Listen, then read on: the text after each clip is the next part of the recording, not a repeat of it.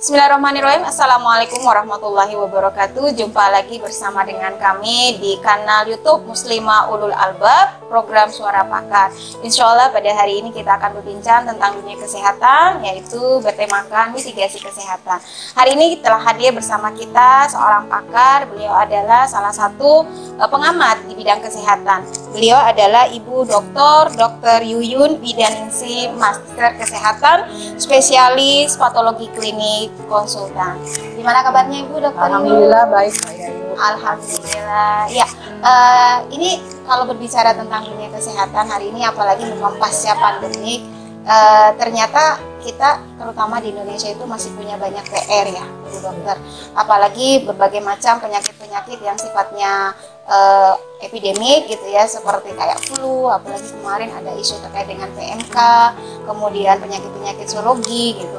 Ini kira-kira menurut Dokter Yuyun, kenapa begitu negeri kita begitu rawan begitu ya terkena atau dilanda jenis-jenis wabah atau penyakit-penyakit seperti itu? Iya, baik Mbak Yayu atas pertanyaannya. Jadi kalau kita berbicara khususnya penyakit-penyakit endemik, sebenarnya bukan hanya penyakit endemik saja ya, penyakit-penyakit lain pun hari ini trennya itu meningkat dari waktu ke waktu.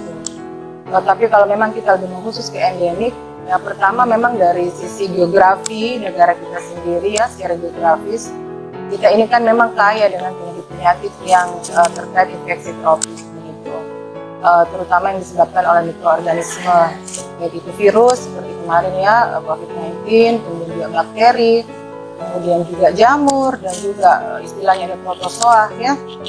Itu kan tidak mungkin dihilangkan mikroorganisme tersebut. Jadi memang dalam yang perlu dilakukan itu nanti adalah pengendalian supaya penyebab-penyebabnya itu tidak berbahaya bagi tubuh. Nah, tentu kan ada serangkaian mekanisme untuk itu. Dan itu dari satu sisi saja, Mbak Yayu. Yang kenapa penyakitnya juga belum bisa betul-betul misalnya secara tuntas ditangani, biasanya banyak faktor multifaktorial dalam hal ini. Kalau tadi sempat dikatakan bahwa itu tergantung dari manajemen, kemudian tata kelola ya. Iya, terkait seperti itu. Nah, kira-kira seberapa besar sebenarnya tadi pengaruh apalagi namanya pengelolaan atau tata kelola di bidang kesehatan? Karena kan tidak mungkin kemudian kita mengatakan ya sudahlah orang Indonesia sudah harus terima risiko begitu, karena secara geografisnya seperti ini, klinik seperti ini. Itu kira-kira seperti apa itu? Tentu sangat besar ya pengaruh dari manajemen atau ya pengelolaan untuk menangani penyakit-penyakit ini, karena tidak hanya terkait bagaimana dokter mendiagnosis kemudian memberikan pengobatan, tapi juga lebih kepada regulasi dari kesehatan itu sendiri. Karena ini kan terkait dari pertama ketersediaan juga tenaga kesehatan, baik dokter umum maupun dokter spesialis, juga mengenai ketersediaan sarana prasarana penunjang untuk diagnostik dan juga obat-obatan. Ya apalagi kita tahu negara kita dengan wilayah yang cukup luas ya, tentu tantangannya itu cukup besar, dan kalau ditanya seberapa besar ya sangat besar pengaruhnya. Artinya kalau kita bicara seberapa besar, berarti bisa dikatakan ini sebagai pemicu utama ya. Berarti manajemen atau pengelolaan itu menjadi center mengapa hari ini memang dunia kesehatan perlu kita sorot terkait dengan bagaimana memberikan pelayanan prima bagi masyarakat. Apakah pernyataan ini bisa dikatakan betul atau ada alasan yang lebih mendasar lagi seperti itu? Ya, saya rasa memang benar seperti itu ya, karena bagaimana mendiagnosis penyakit dalam artian menyiapkan dokter-dokter yang siap untuk mendiagnosis penyakit dan memberikan pengobatan, yaitu semua dimulai dari bagaimana menyiapkan dokter dari sisi institusi pendidikan kedokteran, kemudian bagaimana menyediakan fasilitas kesehatan yang cukup dan memadai untuk seluruh warga negara Indonesia seperti itu. Jadi memang dalam hal ini manajemen atau penata laksanaannya itu memang menjadi syarat utama untuk menciptakan kualitas pelayanan kesehatan yang memang betul-betul bermutu dan yang seharusnya didapatkan oleh masyarakat. Iya, Artinya berarti ini sangat berkorelasi terkait dengan apa yang menjadi tugas dan fungsi dari masing-masing tenaga medis. Artinya kita tidak berbicara aspek eksternal dari praktisi kesehatan itu sendiri, tapi juga ada pihak-pihak yang jauh lebih mendominasi mengapa dunia kesehatan itu perlu kemudian mendapatkan perhatian khusus. Yang ingin saya tekankan di sini, Bu Dokter, kira-kira apakah peran dan tugas di masing-masing sektor ini, di masing-masing level ini sudah berjalan sesuai dengan fungsinya, atau memang masih ada ganjalan gitu yang hari ini menjadi PR besar bagi kita? Iya. Sebenarnya hari ini kita tidak menafikan ya usaha dari teman-teman di kesehatan ya terkait bagaimana meningkatkan kualitas dan mutu pelayanan. Hari ini kita kan sudah melihat berbagai usaha dan upaya. Namun kita juga melihat fakta di lapangan bahwa sebenarnya masih jauh juga yang dari yang kita harapkan ya. Masih timbul keluhan-keluhan dan masalah-masalah bukan hanya dari masyarakat tapi juga dari tenaga kesehatan sendiri. Ya mungkin hari ini kita sudah banyak mendengar juga ya kondisi dan fakta-fakta di lapangan seperti apa. Nah jadi memang harus berjalan bersamaan Mbak Yayu ya, regulasi kesehatan yang baik, kemudian juga dibawa juga bagaimana pelaksanaannya, dan itu memang harus ada payung yang sebagai komando yang bisa mengatur semua itu. Jadi istilahnya all or none, semuanya harus berjalan dengan selaras, seimbang, atau akan terjadi ketimpangan-ketimpangan di masyarakat. Ya, kalau orang berbicara dari hulu ke hilir akan ada yaitu ketimpangan-ketimpangan yang kita lihat di lapangan kalau tidak dituntaskan dari sumbernya itu. Tadi ada disebut ada payung di sini ya. Berarti kalau kita berbicara payung, seberapa besar payung ini kemudian harus menaungi gitu dunia kesehatan? Ataukah hanya sekedar tanda kutip istilahnya sebagai alat untuk berteduh saja, atau memang ini payung punya fungsi untuk tadi di samping, karena kita bicara temanya hari ini adalah mitigasi, berarti di samping mencegah ini juga bisa sampai pada efek penyembuhan secara total atau memberikan pelayanan yang benar bagi masyarakat. Ya, dalam dunia kesehatan atau dunia medis kita kenal ada pengobatan secara kausatif, yaitu pengobatan dari kausalnya atau pengobatan ke sumber penyakitnya, etiologinya, dan ada pengobatan secara simptomatis atau pengobatan secara gejala. Kalau kita diminta menganalisa, tentu kita akan memilih pengobatan yang kausatif, yang menyembuhkan dari sumbernya, karena itu akan mengakibatkan penyakit itu diharapkan bisa sembuh secara tuntas, secara sempurna, dibandingkan mengobati dari gejala, itu yang akan mengakibatkan kekambuhan.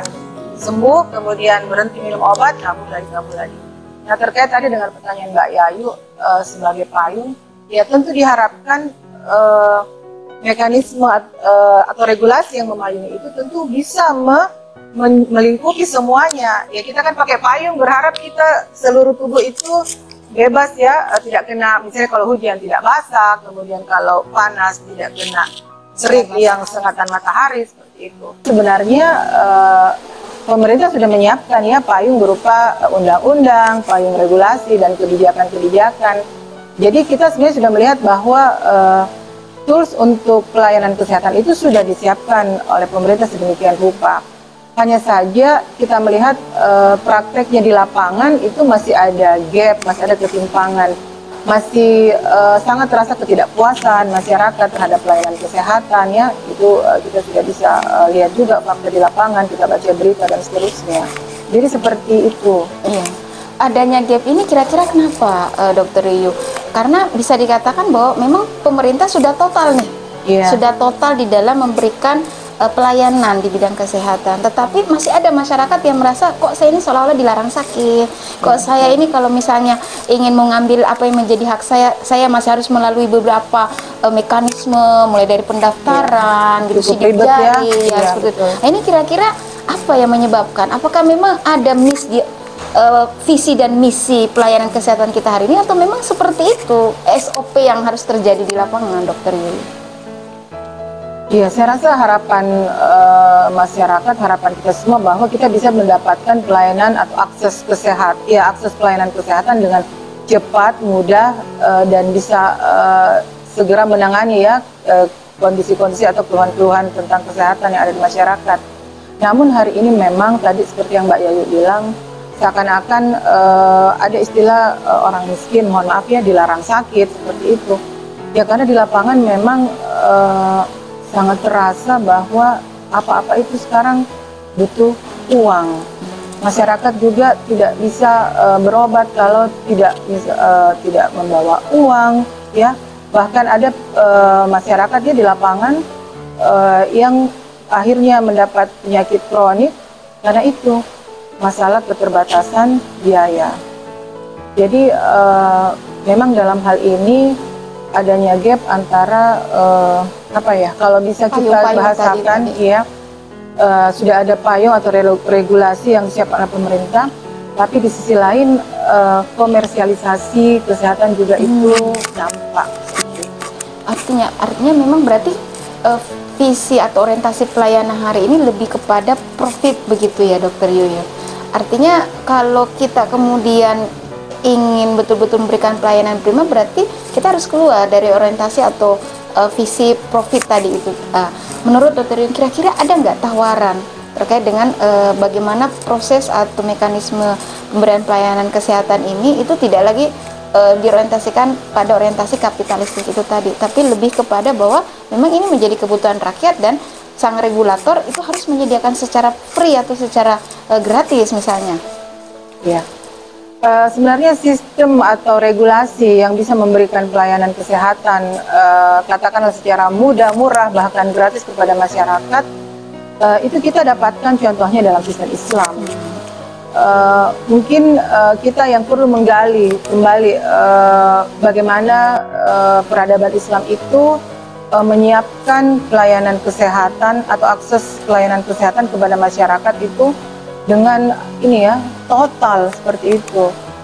Kita mungkin pernah membaca sejarah ya, bahwa peradaban Islam lah yang menemukan bagaimana itu sistem hygiene, kemudian sanitasi yang bersih, kemudian pendirian rumah sakit termasuk rumah sakit jiwa, dan bagaimana negara atau peradaban Islam itu juga menyiapkan dokter-dokter yang sudah digaji sedemikian rupa oleh negara sehingga mereka itu tidak perlu memungut bayaran dari pasien. Masya Allah. Ya kan, notabene pasien itu sudah sakit, sudah menderita, masih dibebankan lagi sejumlah biaya yang hari ini ya kita tidak kecil juga ya. Nah itu kan contoh-contoh itu yang ada dalam Islam. Jadi mungkin kita perlu menggali, ya kita sebagai Muslim tentunya bisa menggali lagi bagaimana sih Islam bisa mengatur masalah kesehatan ini. Iya, artinya kalau kita bicara dari kisah yang disampaikan oleh Dokter Yuyu, apakah kisah itu untuk hari ini tuh masih relevan? Saya pikir kalau kita ingin dan berniat sungguh-sungguh masih sangat relevan. Dulu saja itu pernah ya ada pelayanan kesehatan yang begitu diharapkan, yang begitu didambakan, yang ideal seperti itu. Nah, apatah lagi hari ini tentu sangat-sangat memungkinkan untuk mewujudkan itu. Ya.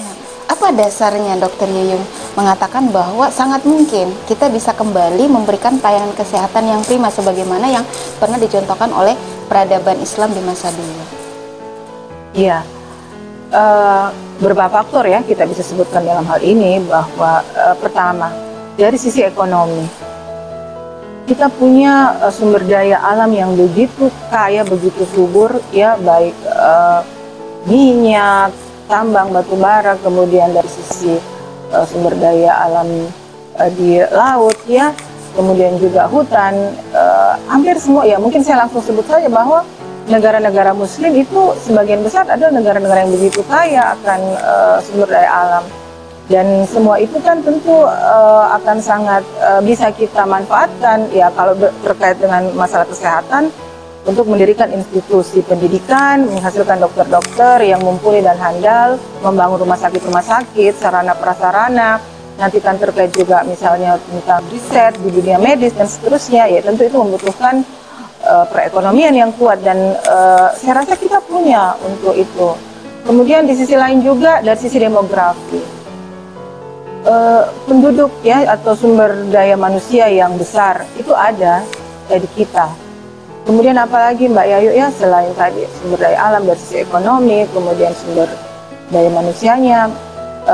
Ya Om, ya mungkin saya tambahkan, kenapa kita fokus di sumber daya manusia ini? Ya tentu karena siapa nanti yang akan melayani pasien-pasien, ya masyarakat, kalau bukan dokter-dokter yang handal, dan itu kan ada ketersediaannya. Mungkin hari ini kita mendengar di luar sana atau di negara-negara lain itu ada krisis ya dalam sisi jumlah penduduk.